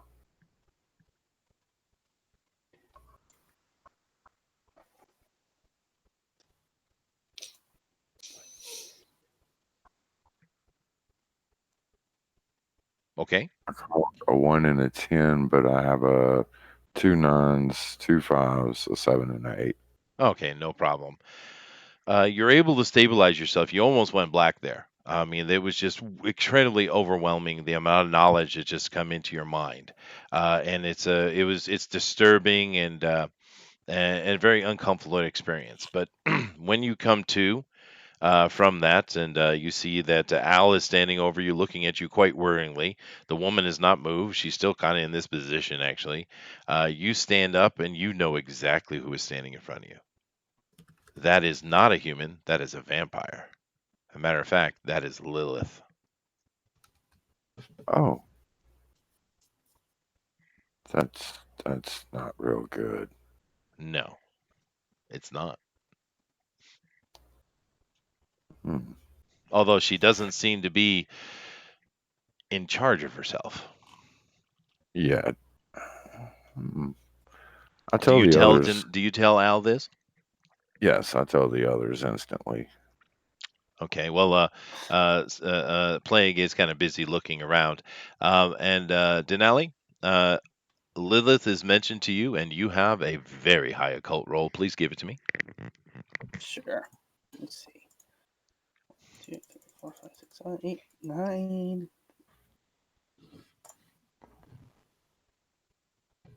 10, 2, 9, 10, 8, 7, 7, 8, 10.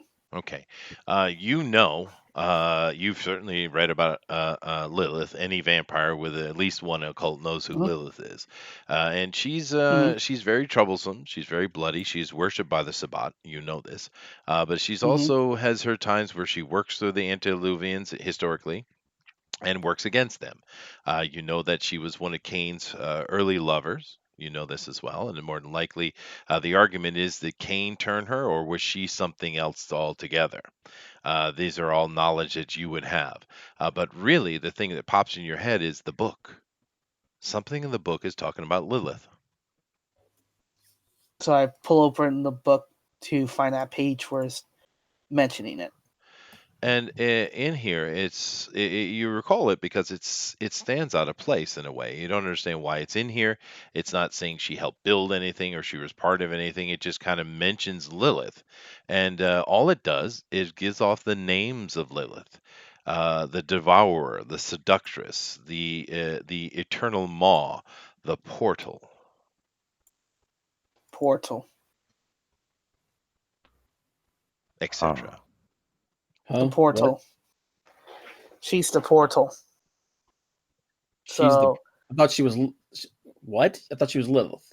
she is Lilith, and one of her powers is being the portal. I To look get at out the. of her. Yeah. I look at the. I look over her shoulder at the book. So one of her names means portal. Yes.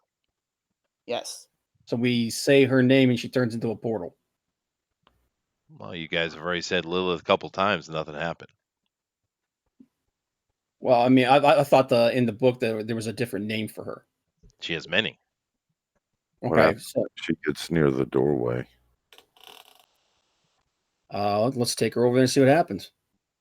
All right, you guys guide her over, and Dagon is really perturbed. He's smashing things, and in his frustration, minions are flying left and right. You can see through the portal doorway. He really wants into this thing. He's failing miserably.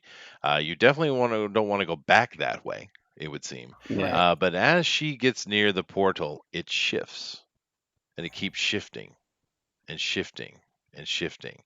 And you see this portal seems to be you see one vista, which is this weird thing. It's got a bunch of tentacle monsters devouring each other, and the next minute it looks like a plane.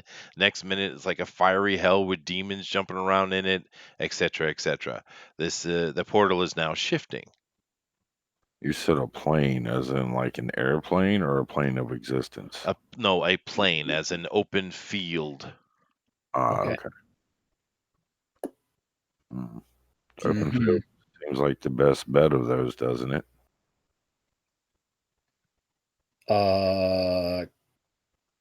Sorry. What? Do they keep repeating, or is it just something different every time? Oh no, it's different every time. Oh, Random, crazy, Okay. crazy stuff. Some of it looks more mundane, but it's mainly, it seems to be umbral vistas. Yeah, this Yeah. could take us deeper and deeper into the Umbra. Well, I don't know if you get Um, much deeper than where you are, but yeah, I get your point. yeah.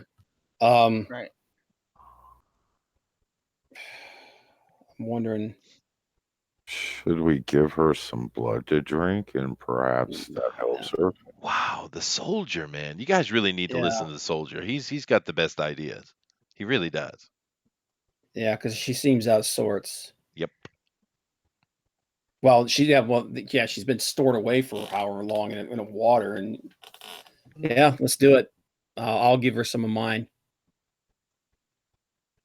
Hmm.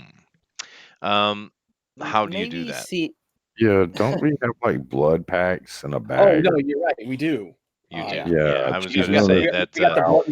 Yeah, we got sounds the a blood little bit rations. like suicide. You realize she's like one of the Well, second or third old, possibly the oldest vampire. There's an argument, right? yeah. Well, I mean, I forgot that we even had those with us. Well, you guys have that. I mean, because we just went that way. We could have went different ways in this campaign. That's just where we went. You guys are more the blood bag, blood, glass type Right. of vampires. You're not the hunt and tear the throat out and kill the. You're not that type. You're just this type. So. Yeah, I just forgot we had those with us. Yeah. Yeah. Okay. I'll try handing one to her first. And if she doesn't do anything with it, She's then out of we'll sorts, you know. dude. Yeah, she doesn't even know Okay, where She, she then is. we'll yeah. feed her. Okay, so you open the blood bag and start. You can manipulate her body quite easily. There's no resistance. So you Mhm. kind of pull her head back and you start force feeding this blood down her throat. She kind of chokes for half a second and then she grabs on with both hands and just sucks it dry in literally a nanosecond. Her eyes open. They are blood red and she seems hungry still, Shove her Start in awesomely trouble. so. start chucking them all at her. All right, how many packs do you guys have on you? I'm gonna say I only had 2. Okay, what about you, Sienna? I'm gonna say 4 just because I'm a soldier. Denali? I had about 3. All right. It's technically, if there was a real vampire aficionado here, they would certainly chastise me, but I'll say that's enough. Yeah. Because Yeah. in all honesty, it probably would need a city. But nevertheless, Oh yeah. she takes everyone you give her, and by the time she drains the last one, she has calmed down quite a bit. Hold on a second. I'll be back in 1 second. My door's ringing. Hold on. Yep. Sure. Saved by the doorbell. I'm telling you, man. Because I gotta stop overthinking things, man. Because the first thing that came to my head was to draw the thing on the obelisk, but at the same time, I'm thinking we've got like 100 of these things on us. There's no way they're gonna let us do that. So I'm like, holy crap, man! We need to get away first, and then come back.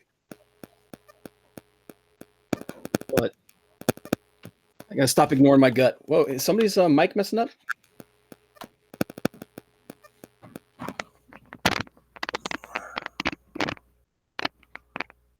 All right, I'm back. Sorry about that, guys. I think we lost. I think we lost Dinale. Oh, did you? What? That's okay. We're kind of sitting at the end anyway. Sorry Oh, about there he that, is. though. I had to deal with that. Anyway, so where was I? Oh, yes, yes. She drinks the last pack, and she is now more focused. She looks at you, and she starts speaking at you in a language you don't know, but you're starting to recognize. Plague. Oh boy. Can I can I use the translation on what she's saying? That was the cue. Yeah. I will do so. All right. Okay. And she seems repeating over, who are you? Where am I? What the hell's going on? We're vampires. You were trapped here as a key, and that's Dagon, and we need to get the hell out of here. Well, actually, you don't see Dagon anymore. The portal is shifting, Oh, right? that's right. Yeah. She murmurs to herself some person's name, and she's not pleased. She's it has come to this. Fine. And she starts checking herself, and you notice that now, because she's not standing in water anymore, she's standing on the land, right? And as she touches her body, it feels solid. You can see it's solid, but as she pushes harder, her hand passes through herself, and the water that she's made of is now blood. Mm. And Okay then. she seems to. You seem an expression of resignation come across her face.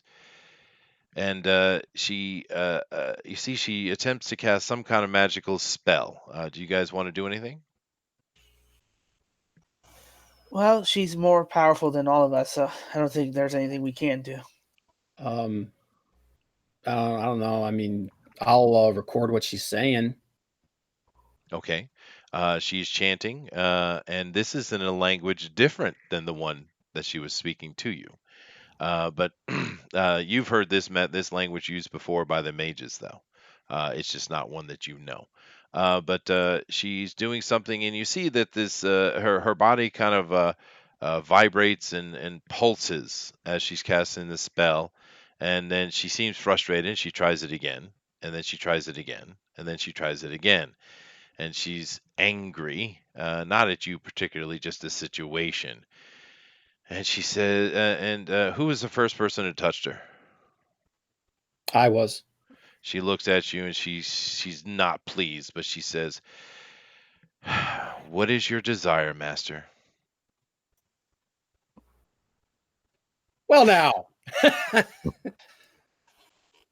I'll tell you what. We'll start easy. Can you open this door back to the entrance of the pyramid so we can get out of here? Pyramid? She walks over to you. She's very frustrated to be dealing with such inept neophytes. She has a kind of queen type of vibe about her. She's absolutely appalled that she's in this situation, but she's under a spell. She's been somehow affected. She has no choice in the matter. But she's frustrated. She walks over you. She grabs all your head. Do you defend yourself, or do you just let her do what she's doing?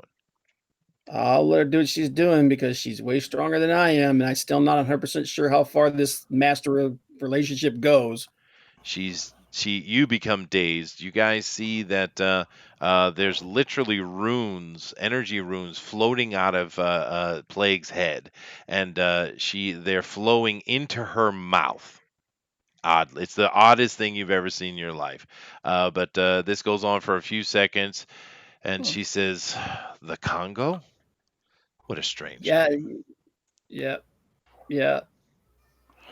Can I Oh, can I good. can I have my head back? She looks at you with disdain and says, "Certainly, master." You notice she's speaking perfect English, by the way. And she looks over at the portal. She waves her hand. The portal freezes, and you see the hallway in front of you. Okay, then let's go. And I Well, motion for her to lead the way. Is Dagon still out there?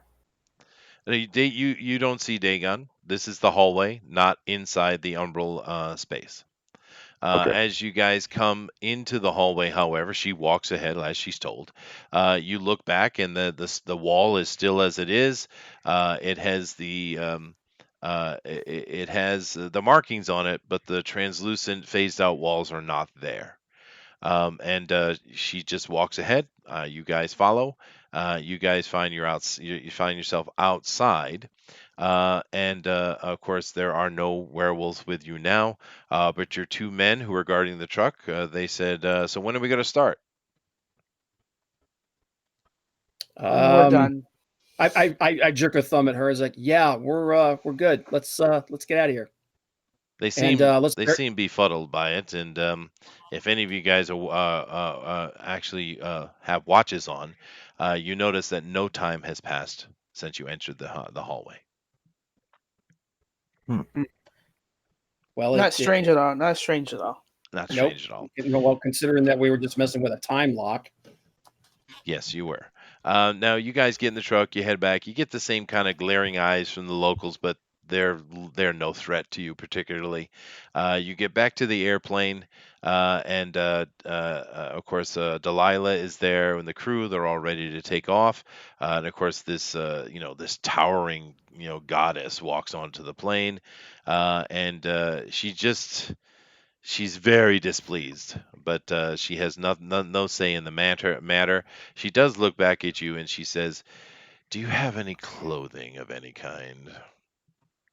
Because she is stunningly gorgeous. I mean, it's almost magically gorgeous. Right. I'll be cool. I'll be cool and say yes. I look at one of the help, and I say, "Hey, can you get her some clothes?" And they get about sorting her out. Delilah says, "I'm assuming we're out of here." Yeah, that's Yes. the. I point to her and said, "That's the second key." The key of water.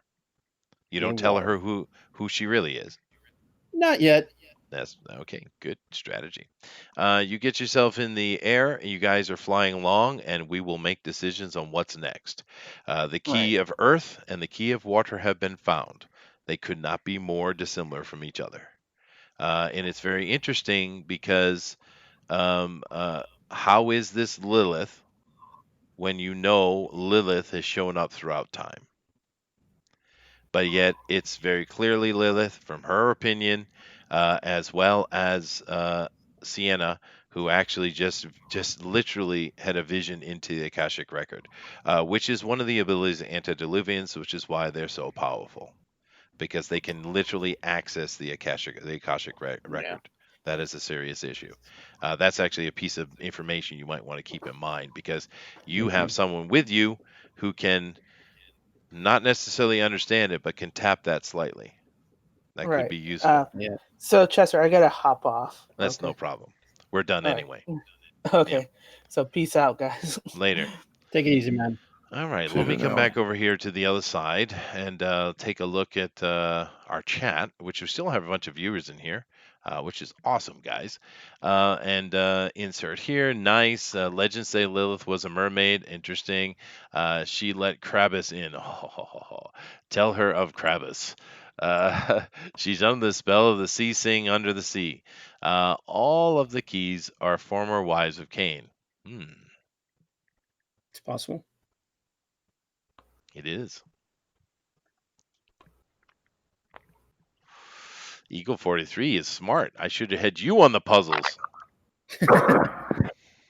Anyway, that's the end of this episode. We're halfway down on the keys. We got 2 more keys to get.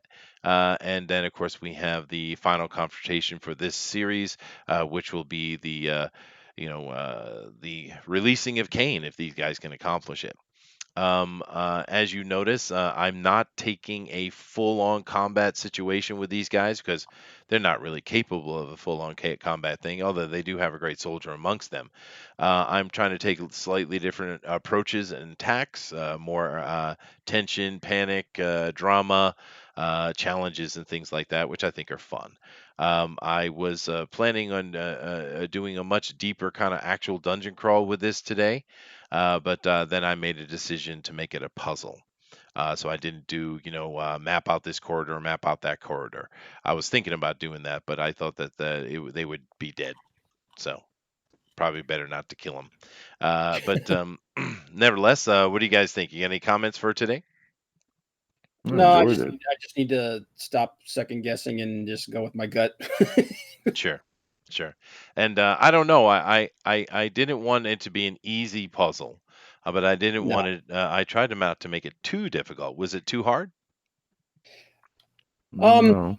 The first part of it was a little, because I'll be honest with you, I'm not the best mathematician here, so. I see. But the second part, I actually was thinking that, like, I was supposed to draw that rune on there, but at the same time, I'm thinking there's like 100 of these things. Well, I was Swarming just all trying to over. create tension, right? No, I get Um, you. No, it's cool. yeah. But no, I just because I figure the antediluvians are from a golden age of the past where magic and technology were one and the same. They were far higher than we are today. I'm going on that route, Atlantis and all that kind of stuff. And I kind of had assumed that quantum physics would be certainly something they would have utilized. Oh, sure. No, it's forewarned is forearmed. It's better to think like that now. Sure. Yeah. Anyway, thank you guys very much for hanging around and listening. We got Candy Lover in here, which is a very cool name. Good show. Well, thank you, Candy. Are you nerds still at it? Yes, we are. Booster, you bastard. But we are done. 2 hours. Right on the nose again, guys. Good job. And we thank you guys very much for joining us here on Bugbears Basement. We are going to continue. So, like I said, we'll probably have 3 or 4 more episodes of this season. After that, we'll make a decision where we go from here. If you guys are really enjoying the vampire thing, we might come back and do another season. But I do have something in mind I would like to do after this, because on this channel, we did a Marvel superhero role playing system based cyberpunk type of superhero game. That was fun. We're now doing this Gehenna Rising game, which is fun. But I'm thinking I might want to run just a traditional D&D. Cool. and fill some seats. But and you guys are welcome to be part of that too if you'd like. But I'm enjoying. I know it's a very niche thing, and there's not a lot of people that come in and watch it. I get that, but I'm enjoying role playing, and I think I'm going to keep doing Bugbear's Basement role playing. I think is what I'm going to do. But thank you guys very much. We will check you out tomorrow.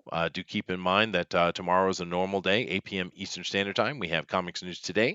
And then, of course, after that, at 10 p.m. Eastern Standard Time on Blacklist Universe, you have Mike's Drawn and Quartered Pro Edition. And we have other things coming up this week as usual. So thank you guys very much. And I won't give any kind of words of wisdom because I usually get yelled at because I say something awfully inappropriate and sexual usually. So I just shall say namaste. Take care. Take care. Later, guys.